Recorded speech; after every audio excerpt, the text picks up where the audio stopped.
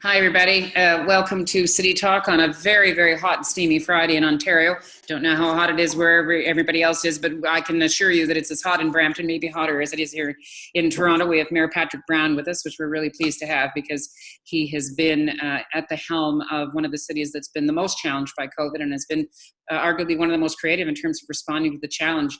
I want to welcome viewers from across the country. We really think that, CUI's in the connective tissue business. We think it's really important that cities in British Columbia and in Nova Scotia learn about what's going on in a city like Brampton. And similarly, that we've had lots of chances to get participants coming in across the country, and we're getting folks coming in from the US and from Europe. And so one of the things we always ask is when you check in, if you're just on the chat function, we encourage you just to check in, tell us where you're viewing from. Which is terrific. And as the chat room fills up, know that everything that goes into the chat, any comments you put there, stay there, because we publish a video of our discussion, what Mayor Brown will raise. We also create some takeaways of key things that he'll say that are important for everyone to recognize, and we post that. And we also post the chat. So unlike in Vegas, it doesn't stay in Vegas. Actually, it goes up and it's there in perpetuity, whatever people say in that chat. We originate these recordings and these sessions live in Toronto, which is the traditional territory of the Mississaugas of the Credit, the Anishinaabe, the Chippewa, and the Haudenosaunee, and the Wendat peoples. It's now home to many diverse First Nations, Inuit and Métis peoples from across Turtle Island. Toronto is also covered by Treaty 13, which was signed with the Mississaugas of the Credit, and the Williams Treaties that were signed with multiple Anishinaabe nations. We're mindful with all these sessions that we live with all sorts of structural historical arrangements that have excluded particularly people of color and Indigenous peoples, and we are, as urbanists, trying to come to terms with that and figure out what the implications are in terms of not only our historic practice, but as we continue to live with a global pandemic, how can we make cities, build cities, govern cities, manage cities that are more inclusive and more just? And I'm, as I suggested, really pleased to have Mayor Brown with us because he is, I think one could say, and I don't know whether you'd agree, Mayor Brown, that you're leading a kind of city of the future with a population that's predominantly has been immigrant and is becoming has all sorts of diversity, all sorts of challenges associated with that, and all sorts of assets included in that. So as I suggested, put comments on the chat, folks. Join us on hashtag City Talk. Know that we continue our conversation long after this session is live. And it's really, we always say these are the beginning of a conversation. So Mayor Brown, welcome to City Talk. And if you can just start us off by giving people across the country a kind of picture of what the challenges are looking like and what it's been like for you as mayor of Brampton through this whole incredible challenge. Tell us. Well, first of all, it's great to be on City Talk. Thank you, Mary, for this opportunity. So a little bit about Brampton and the challenges we're facing with this. We're Canada's 9th largest city. We're probably the most multicultural city in the country, over 73% visible minorities in Brampton. We're a mosaic of the world, and we love it. Yeah. We're also the youngest big city in Canada. And some unique features to Brampton that are relevant in COVID. We've got a strong workplace that is very much intertwined with essential workplaces. Something you may not know, but Brampton's got, on a per capita basis, more food processing companies than anywhere else in the country. And so when you have people working in industries that aren't shut down, that they're integral to the economy, it means there's a greater risk. So we've had a number of workplace outbreaks. Little things I never knew until I started touring different businesses in Brampton, but we're the #1 supplier of peanut butter in Canada. We get peanuts from Georgia, and they're processed and manufactured in Brampton. We're the #1 producer of chicken fingers in Canada. We provide almost every chain in Canada chicken fingers, with the exception of KFC. And there's countless stories like that of companies. Coca-Cola has their largest footprint in Brampton in the country, and so we've got these companies that have to work. Rogers, the largest Rogers campus in the country, is not in Toronto; it's in Brampton, and so you have all these people who are going to work every day, and that creates a higher risk. We also have many families that live together. And one of the beautiful things about the South Asian culture, which is very strong and in large numbers in Brampton, is that it's quite common to have 3 generations living together. And I say it's beautiful because I know when I have my grandparents and my sisters or my parents over. I love it. It's makes hanging out with all the kids easier. But in the South Asian culture, that's almost something that's respected and much more common. And so one challenge we've had is that when in a small community where the average household might be 2 people or 2.5, and one person gets COVID, it spreads to 2.5 people. But in Brampton, we've had a number of outbreaks where one person gets COVID-19 and it spreads to 15 people quite quickly. Having said that, that was a challenge initially, but we really have seen incredible progress. As much as we've had to have physical distancing fines and bylaw enforcement, I think our worst week was 127 fines. But I like to remind people, out of 700,000 people, 127 fines is 0.01% of the population. The vast majority are doing their best. They're listening to public health, and we're making progress. And so while we were considered a hotspot a month ago, I think our numbers would no longer warrant us being considered a hotspot anymore. But it's certainly been an interesting journey. We're in uncharted territory, and it's not something I think any of us were prepared for. It's interesting, your comment about typical family size or household size. And I think this is something that we've heard this from other leaders who are identifying. So for instance, we had Nenshi on, your colleague from Calgary, observed the same thing. He lives in a multi-generational household himself. And we know from in other parts of the GTA and other parts of Metro Vancouver, for instance, as you suggest, where the Asian population may have settled, it's not uncommon. And you have some of these big, large homes, and under healthy conditions, it totally works fine. It's just extremely difficult. Even the language around sheltering in place, we've been brought up several times here on City Talk that if you don't have a home to shelter to, or if your home is already a crowded home, then sheltering in place or sheltering at home is very, very difficult to do. Yeah, no question. Yeah. So in terms of the hotspots you've had, I'm interested that, as you suggest, that chicken fingers and peanuts. I'm old enough to remember when Brampton was Bramalea. Do you remember this? And it was, or at least and I don't know whether there was a development company called Bramalea, and that's how we referred to it. When I was in university 40 years ago. No, there was a number of different townships that all came together under Brampton, and Bramalea was one of those initial townships. But there's still a strong identification with Bramalea. So Bramalea, if you're from Bramalea and Brampton, even though you live in Brampton, a lot of people identify that they live in Bramalea. I'll be interested to see if in the chat, if somebody checks in and says, wait a second, it's a bit like Streetsville in Mississauga, the Mary McCallion, but Mayor Crombie's predecessor always said she was from Streetsville. So I appreciate the attachment to place. So you've had outbreaks in terms of those food manufacturing plants. And as you suggest, the economy in Brampton has evolved over time. And I'm interested in terms of the effect of COVID on, for instance, your local shopping areas. Can you see the extent to which are those independent businesses struggling to come back, or what are you seeing? I think it's fair to say every small business has been hit hard by COVID. Small mom and pop shops, and we've lost some. I'm a big supporter of active transportation, and we have a bicycle shop in the downtown that's no longer there. We've had restaurants that have shut down. There are real consequences to COVID-19, and I just hope the level of loss is something that we can manage to mitigate through creativity in the months that follow this pandemic. But I think it would be naive to suggest there aren't real losses, and there's businesses that people have poured their heart and soul to that will become casualties to this pandemic. It's not just a health pandemic; it's an economic firestorm. Having said that, there are businesses in Brampton that have actually thrived during the pandemic. We've got one of Amazon's largest packaging centers in Brampton. They're busier than ever. They're hiring more people. Brampton's also famous for having a very large and active logistics center. And so we have a large number of trucking companies to the point that I remember just being shocked by how many they were and the size of them. And they're busier than ever because right now they're shipping goods. But that's another challenge on trying to keep Brampton, protected from COVID-19. When you're in a logistics sector, you're an essential worker that faces a greater risk. And we've got, we have people trucking across North America right now.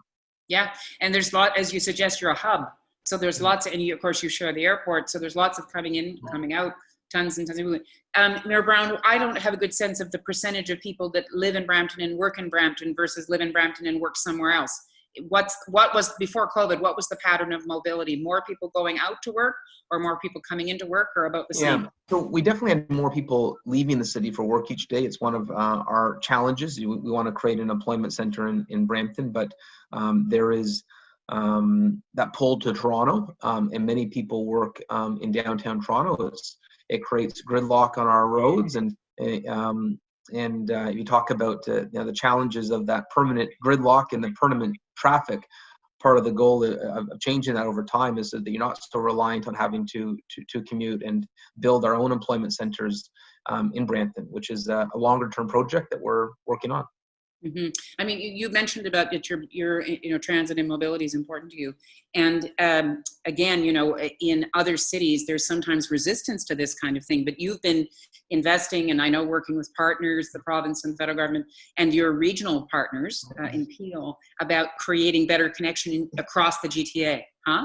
Can you give us a sense of how you've responded in terms of transit, making it safe? What has been happening with your transit service, and how do you anticipate going forward in terms of continuing with the plans that you were working on? So our transit system, Brampton Transit, is growing by leaps and bounds every year. If you build a good transit system, people will use it. I think part of the challenge is that in Canada, I think we've become, with the exception of probably Montreal and Toronto, we've been accustomed to not having great transit systems. But when you go and travel in Europe, you just become envious of the investments they've made. And so we have light years to go in Brampton to get to the type of transit system that I think would be world class, but we're slowly trying to pick away at it. We have our aspirations for LRT Phase 2. We've got the Queen Street Rapid Bus Transit, and we're doing things a little bit different. And for those watching from outside of Brampton, you'll find this curious and interesting. The federal government's doing their first electric bus pilot in Brampton, and we got funding for that last year. We're doing 2 routes that are going to be electrified, and as the buses pick up passengers, that's when they recharge. And so it doesn't need to actually stop for refueling, because this is busing for the future. But what I love about this is, if you built your transit system already, it's very hard to change it. It's very expensive to change it.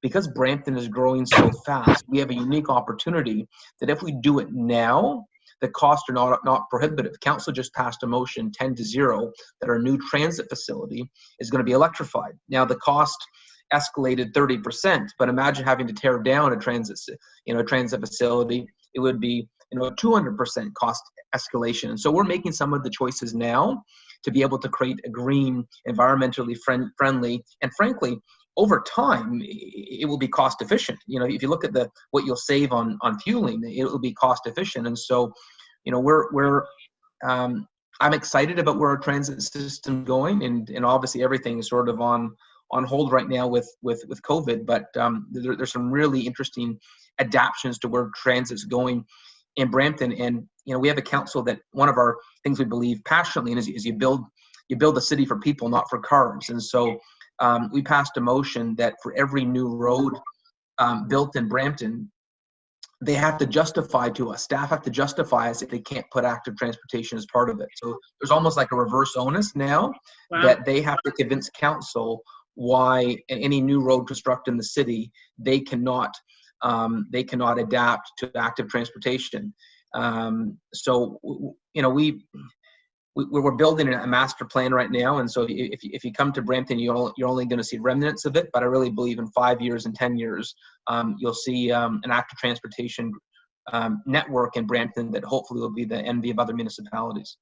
I don't know who Chris Drew is. I don't know if it's a person in your office or a person on staff or an activist in Brampton. I don't know if Chris is a man or a woman, but whoever you are, Chris, you're doing just a heck of a job posting links on the chat for everything the mayor mentions so that people can read. And as I suggested, we'll post that online so people will see all the interesting things that Brampton is doing. So thanks, Chris, whoever you are. I can tell you, Chris, his family lives in Brampton. He lives in Toronto, but he's been an activist when it comes to transit policy in Brampton. He actually worked for George Smitherman previously, a former cabinet minister. So, Chris, your input is always welcome. We appreciate people that care so much about their city. And Chris has just outed themselves too and said they're a volunteer advocate. Well, thanks, Chris. It's great to have people like you on the chat function to just fill in the blanks so that when Mayor Brown mentions something, I've got to say, Mayor Brown, that I am thrilled to hear you advocating for LRT and BRT. I lived in the States for 15 years and I watched the power of BRT and LRT as being much cheaper and much more flexible than subways, because subways are enormous investments. They are extraordinarily disruptive, as you know, to build them after a community is built. It's almost impossible. And then if you make a mistake, if you put a subway where it turns out nobody actually does go, you're stuck with it. Whereas with BRT and LRT, you can say, oops, we'll just shift the route, and even during COVID, I think it's been so interesting in larger transit centers for us to actually see, oh, there's where the workers are that need to get to their jobs, essential workers, for instance. And so some of those lines may not have been the right lines to put in way back when, No question. Yeah. So we have an opportunity to try to do it right now in Brampton because we actually have this growing population that we have to build for. It's interesting to me, Mayor Brown, do you find it hard to marshal a consensus on your council? You're sounding to me like an extremely progressive, cities are for people. These are downtown kind of values, not suburban values. I've never wanted to be too firm on how we differentiate, but do you find with your council colleagues, are they all of the same mind as you? Or do you have to convince them? No, we've had a great council that has been very much working together. Our transit motion for the master plan passed unanimously. Our the efforts on active transportation once again passing unanimously. One of the people that I admire the most in public service is actually a Brampton resident, former Premier Bill Davis, and I think he was the ultimate. Heard of him. The ultimate pragmatist, and the way he could work with people from different political perspectives, I believe is the gold standard. And so the previous council in Brampton turned down LRT funding because they were disagreeing on route, disagreeing on different aspects of the LRT. The notion you turn down hundreds of millions of dollars is something that you don't normally see cities do. And so people said when it comes to transit policy, you could never get people to agree in Brampton. I think that it was that divisive. And I wasn't in Brampton at the time, so I wasn't part of that debate. I was serving in the provincial legislature up in Simcoe County. And so I think one advantage I had is I wasn't part of this division. And so we had council gather at the beginning and say, what can we agree on? What are the common goals we have? We all want better transit. And so we managed to find some compromise solutions that got us to an 11-0 vote on our transit master plan that involves the BRT, the LRT phase 2, and active transportation. And so it's always a delicate balance to keep everyone together on the train. But as it stands now, we're still united on a train trying to move forward. But part of the challenge is municipal finances are limited, and so for bigger aspiration transit projects, you need the help of provincial and federal governments. And so part of our challenge now is saying, now that we've got council behind a goal, how do we get the buy-in from provincial and federal governments to give us the ability to do this? We can cover a third of the cost ourselves, but you need partners for big transit ideas. Yeah, I mean, let's talk about that if we can. And I see some folks commenting on your mentioning of Bill Davis. Just a reminder to the rest of the country that Bill Davis also, when he was premier, was the one that actually put the kibosh on a big expressway that was going to bifurcate downtown Toronto, and he said no. And so he has a legacy in terms of cities being for people. And Mary, a few people are probably teasing me because in Brampton I probably reference him too often as sort of the one of the fathers of Brampton pride. But I should add, for those outside of Ontario, he also was the premier that created the Ministry of the Environment. There never was a Ministry of the Environment in Ontario before Bill Davis, and so he was a true progressive. Tremendous legacy. But let's talk. Let's talk about this piece about jurisdiction. You've just hit on it, and it comes up again and again for us with mayors on these calls. Cities, cities are the creatures of the province. They are dependent on two kinds of revenue sources, neither of which grow with the economy: user fees and property taxes. And you are, like some of your fellow mayors, have served at different levels. So we talked to Mike Savage, who of course has been a federal member. We talked to other mayors who have had similar kinds of joint engagements where they've sat in the province. The mayor of Ottawa, of course, obviously had a provincial appointment as well. And you were the leader of an opposition party. You were in the legislature for a number of years. Can you give us a sense of, as we emerge from COVID and as you're all dealing with extraordinary fiscal challenges now, do you think we've got a moment to rethink the fiscal arrangements and the division of powers amongst the orders of government? Do you think that window's open? So let me start by saying I think municipalities are the most effective at actually delivering infrastructure projects for the people. By far, having served at all three levels of government, I can say that with conviction. Well, that's right. You served federally too. I forgot. Yeah. So 9 years. Are you the only one who's actually done that? Served at all three of current mayors? Bonnie did federal and local. Are you the only one that sat in all three? I wonder. I'm not sure. I never. You might be. Anyway, carry on. And so part of the challenge, though, is neither the provincial or federal governments want to give up any room, any fiscal room. Paul Martin, I think deserves credit for in 2004 setting up the gas tax transfer, and then of course Stephen Harper made it permanent. But that's been a very effective means at delivering infrastructure dollars for municipalities. During COVID, we were actually saying we got an opportunity right now. You could expand that. It's direct, it's effective, it gets shovels in the ground right away. We haven't had buy-in yet. There seems to be some finger pointing between provincial and federal governments over who's going to be responsible for helping out with both a loss of operating dollars for critical municipal essential services, but also for a stimulus fund that we expect to come that will be reminiscent of the 2009 stimulus fund that I think could do a lot of good for Canada. You talk about financial pain right now. You start with some major infrastructure projects. It could stimulate the economy. Yeah, do you have a sense of whether there's a willingness on the part of provincial governments? I'm hearing the same rumors you are, that they're having a bit of a finger-pointing exercise. And this is one of the dilemmas as residents of cities, is that when you try to hold some level of government responsible for, we don't have housing that we need, or it's very difficult to find the level that you can hold responsible. Do you have a sense that there may be an appetite within provincial governments, for instance, to give municipal governments other kinds of revenue tools going forward? Not yet.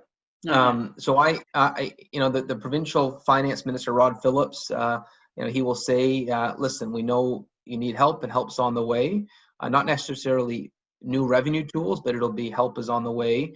Krista Freeland, the deputy prime minister, has a regular meeting with the big city mayors, and she says that federal help will come, and they're working with the provinces.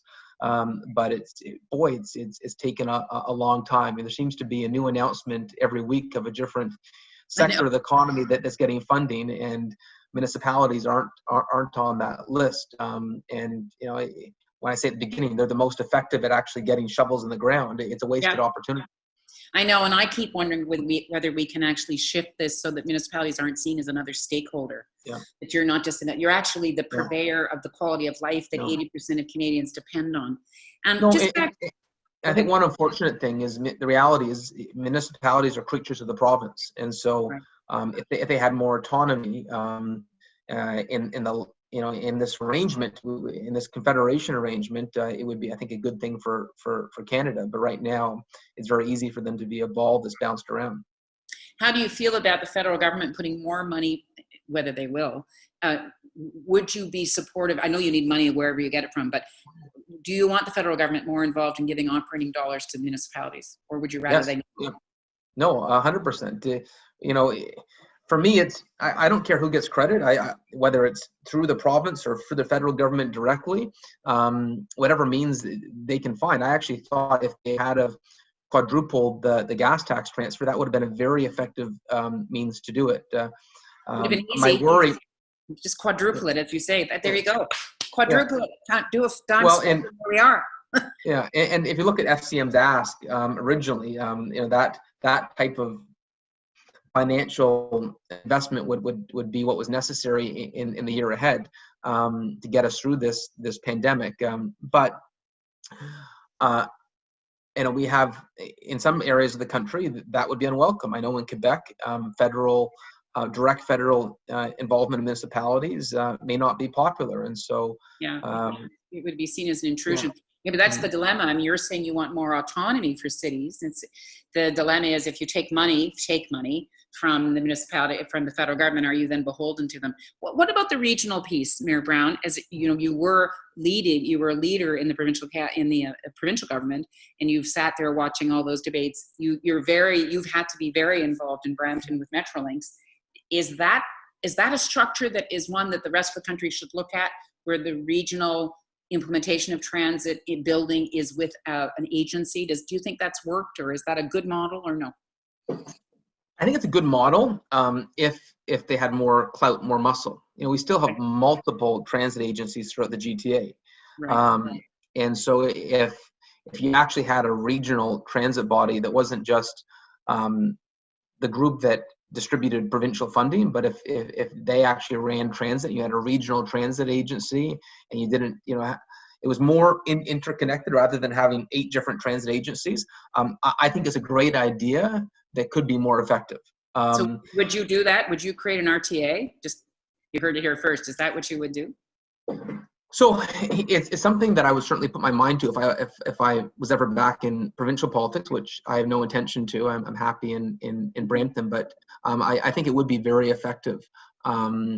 It just, we have, you know, we all have our own little transit empires in each municipality. In terms of regional government, it's sort of a different conversation because we'll have a region of Peel, a region of York, a region of Durham, all surrounding the city of Toronto.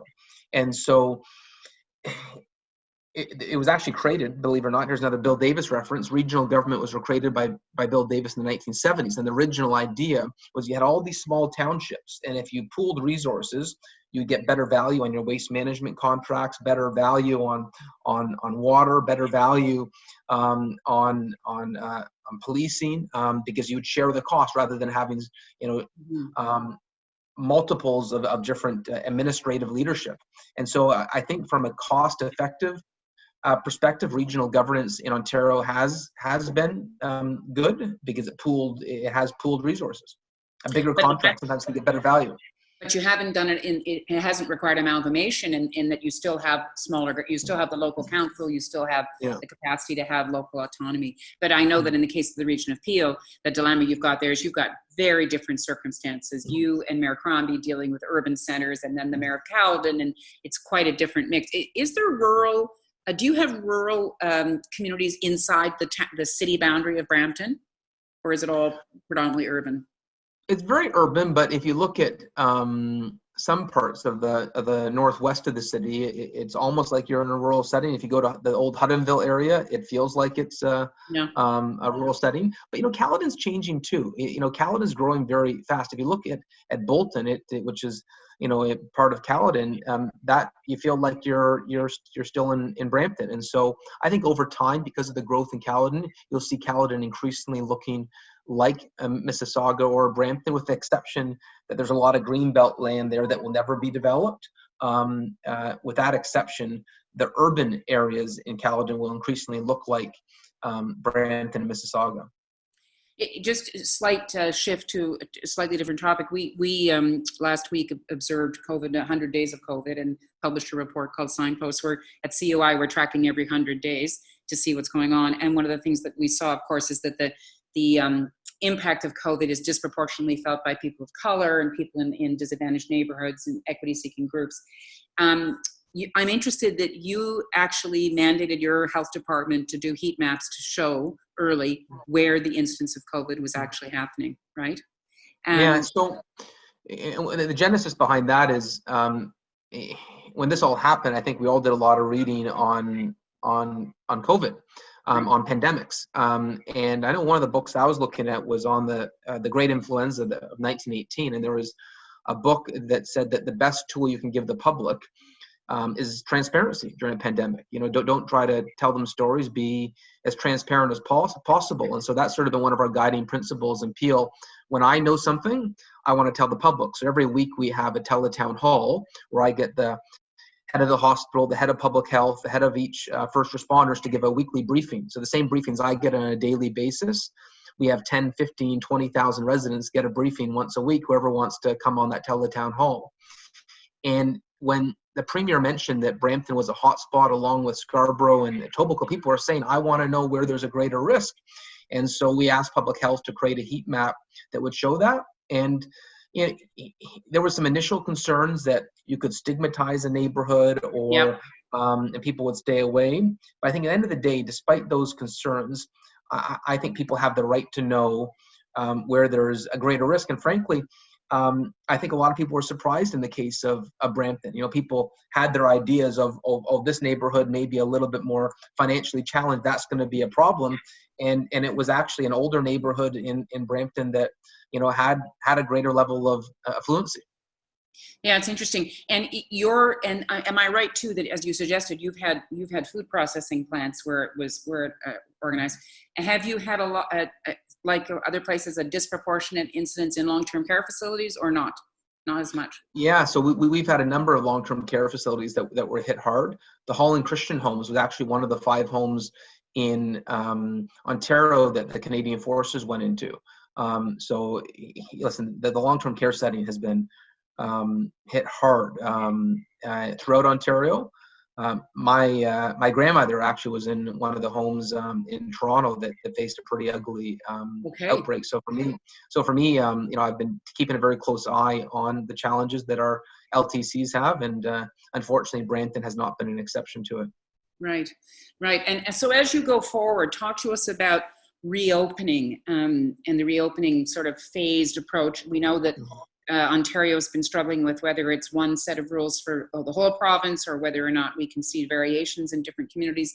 What's Brampton's experience as you're moving into the reopening, and how is that? How are you navigating what's happening in other adjacent communities, etc.? So a number of the GTA mayors advocated, Mayor Tory, Mayor Crombie, Mayor Scarpetti, myself, that we didn't want to rush reopening. I think if you look at the lessons from the U.S., is that a rushed reopening could cause more chaos, relapse, and I think there was political pressure to reopen. One of our worries was that there would be a reopening in the province that would be dictated by a political timetable, not by a health timetable. And the province was good enough to say that they would allow separate reopenings, so that if there was pressure to reopen in Northern Ontario, that we would not be pushed faster because of a different area of the province. We really felt that we didn't want to reopen until public health told us that it was safe to do so. I'm not qualified to give medical advice. I'm a public servant, not a physician, and I felt very strongly that it should be the physicians driving this timetable. And we've got some very qualified public health officers in the GTA that have been very much in sync on the steps necessary. Glad that we continued to heed their advice. Yeah, I mean, where are you on masks? What's the approach that Brampton's taking on mask wearing? So we actually passed a motion unanimously to make masks mandatory in all indoor public settings. The City of Toronto and Brampton were the first to do it in the GTA. Toronto's motion passed Tuesday. Brampton's motion passed on Thursday. When you say indoor public space, you mean like libraries and community centers, and if you're in a municipal office. What about if you go into a store? What happens in the store? Mandatory masks in a store. That's considered an indoor public setting. Now there'll be exemptions to that if you have respiratory issues. If you're a young child, you'd be exempt. We're going to be reasonable about this, but all the research, all the data says very clearly, and this was a recommendation for our medical officer of health, that it really dramatically changes how fast the virus can transmit. And so we felt it would be foolish if we didn't take that step, knowing that in large urban areas, there's a greater challenge to containing the virus. Is the City of Brampton able to provide any assistance, and I don't know what it would look like, to small businesses that are trying to reopen? What kind of support are you able to provide to them? So we've tried some creative things. For example, with our restaurants, they're now allowed to have patios. We said that anyone that wants to expand their patio, put it out on the expand the space, use parking lot space to do so. We've been waiving the fees for those applications, expediting them. Expedite the permit, The downtown BIA asked about closing roads to create more pedestrian room, and we're accommodating that. And so we're looking at any tool we can to be helpful. We have a number of city facilities. We've waived and deferred the rent, waived for not-for-profits, deferred the rent for for-profits in every city facility. And the province has said they're not going to evict commercial tenants during the pandemic. Yes, yeah. So, that's something that's welcome too. But then at the end of the day, it's devastating. And in some cases, there's nothing we can do. No. Have you talked at all to some of these landlords that for whatever reason are electing not to apply for the rent support program, because it's been a very, very small take up on this? And so even though they can't evict, the dilemma is that for whatever reason, tens of thousands of these landowners are not applying for rent relief. Have you had conversations to find out what that's about? Yeah, I've had a few friendly conversations where I've given friendly advice on behalf of the city that we want them to be good corporate citizens of the municipality. Yeah, it's hard to know what the rationale is, but it's such a large number that haven't applied. There's a question on the chat coming in asking, how does the mask requirement, because I think you have to wear a mask to get on Brampton Transit, right? But GO, I gather, is not requiring masks, which I think is curious. Have you tried to intervene with them to say, well, come on, So the GTHA mayors, we have a group that John Tory chairs every week. Every Monday we meet. We actually collectively asked the province to put in a standard approach to the GTHA for mandatory masks, and they said no, it's going to be up to the local municipalities.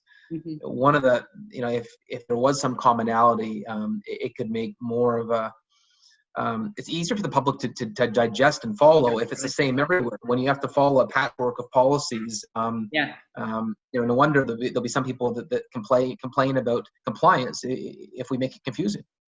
Yeah, no, I know. I mean, this is the thing about health policy. We're with you. We just say, make it like a seatbelt or whatever, because people don't have the mental capacity to say, where am I right now? Oh, I have to have a mask on. No, I don't. It's kind of complicated that way.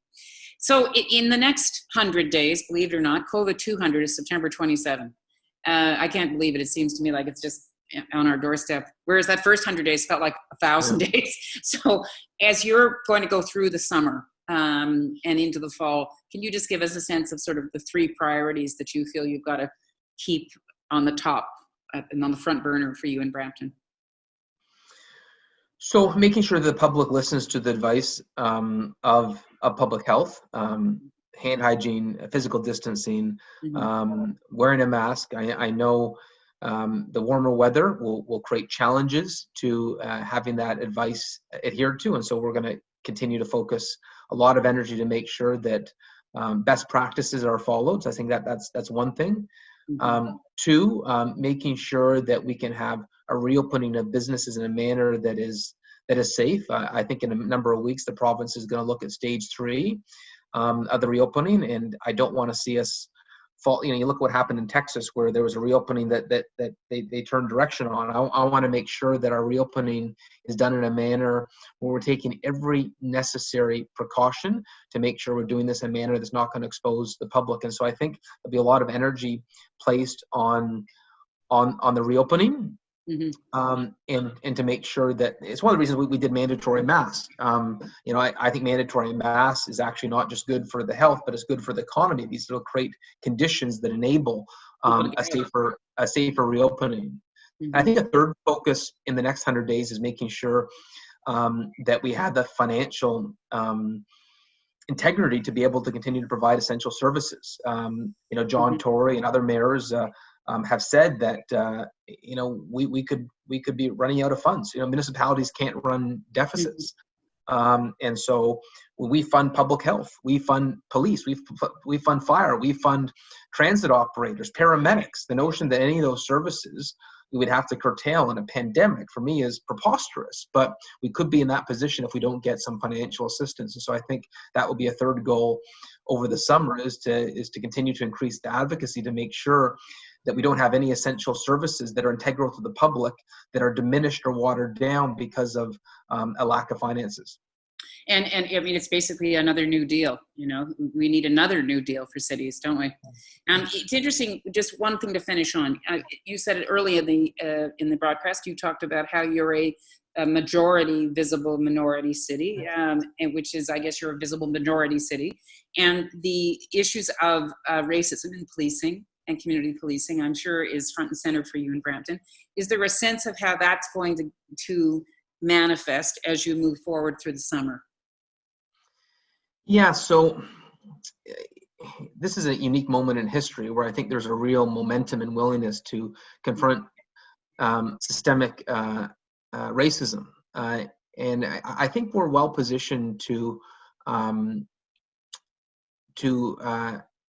be a platform for that momentum to push us towards a more equitable arrangement for our institutions, and use this as an opportunity to break down barriers. We have a new Chief Nishan Derapa, who is the first South Asian big city chief of police in Canada. And one of the reasons, I was on the police services board, one of the reasons that we selected him was I thought he would do policing differently. When a lot of chiefs of police wanted to maintain the practice of carding, when he was in a different police force, he was one of the voices saying the carding was wrong. And so he was ahead of his time on issues that I thought were very clear. But they were not necessarily clear in the leadership of policing in Canada. And I think he is well positioned to make these changes. A few weeks ago, we passed a motion at the Police Services Board that myself and Mayor Crombie put forward to bring in body cameras, to bring in a greater level of transparency. I believe transparency creates accountability. It exposes the bad, it protects the good. And I don't think there's anyone who is a dedicated public servant with the right intentions would ever not welcome transparency. So that's being implemented right now. We're also going to work on dealing with the lack of mental health workers available. We had 2 mental health related tragedies that are now being investigated by SIU that involved a police shooting. I don't believe we should criminalize mental health. Yet, last year we had 15,000 mental health calls to the Peel Police. Under the Police Act of Ontario, they have to be, they're under the act, under the provincial legislation, they have to respond. But we only have mental health workers to be able to respond to in 1 or 2 cars. So you might have 18 incidents in a day, and we only have the resources provincially for mental health to respond to 1 or 2 of those calls. So you're creating a situation that is only going to create more tragedies. There'll be 16 plus calls a day where there's not a mental health worker available. And so I hope that this moment in history is going to help us rectify some of these imbalances. And in Brampton, we actually passed a motion not only to encourage this evolution of policing and look at policing through a different lens that our chief welcomed, but we also passed a motion to create an anti-Black racism unit at City Hall that in a matter of weeks has already been set up. Gwen Chapman, who's been a community activist in the GTA, has now been hired to head that unit at Brampton City Hall to help examine where there are systemic barriers that we can tear down. Yes, fantastic. Well, I think, Mayor Brown, you're illustrating to us, I think, the potential for what a city of the future can look like. You're creating a lot of things from the ground up there, and the demography has formed up over time. So you've got a whole diverse constituency of folks. How do you create the services that respond to the actual people that live there? Just fascinating for us to hear how you're emerging from this. And as you suggest, tackling things that predate COVID, but now we have this window, this moment in time. And I think so we're very appreciative of you coming to talk, because I think what Brampton is coming to terms with is happening across the country, and people benefit from hearing where your priorities are and where you think you can make an impact, including hiring a different kind of chief of police, rethinking those services, and looking at COVID as an opportunity to kind of correct some of the things that have been not right. So could I just, on behalf of all of us here, thank you. And I do want to thank these super keen people on the chat box. Chris, Yvonne, Alan, there's a group of you. We'd love to have you come on every City Talk and be the stenographers who've been here to put these resources up. So please get in touch with us at covidresponse@canurb.org. We'd love to have you volunteer in this capacity, because it's really, really helpful, not just for Mayor Brown and I seeing you doing it, but also for when people will view this subsequently. Great resources. So Mayor Brown, thank you very, very much. We're going to look with great interest. It won't be the last time we speak to you, because I'm sure Brampton will be on the cutting edge again of whatever is next ahead of us. Next week for City Talk, it's Main Street Week, and we're going to talk Tuesday midday about restaurants and what's happening to main streets in evenings, nighttime, and what's going to happen to public safety on our main streets, part of CUI's Bring Back Main Street campaign. And then on Thursday, we're going to have another conversation about the role of design, public design, urban design, and public engagement in bringing back our main streets, because every community in Canada has some sort of a main street, whether it's even in a shopping mall or a strip mall or a traditional main street. So Main Street Week next week, Tuesday and Thursday. And then on Friday, I'm having a conversation with the Mayor of Windsor, who's having his own set of particular challenges, not all urban, as he becomes the hotspot at the moment for the outbreak of the virus. So again, Mayor Brian, thank you for joining us, and we look forward to more conversation about regional leadership and all the important things you're doing in Brampton. Really great to have you. Thank you. Thank you so much for having me.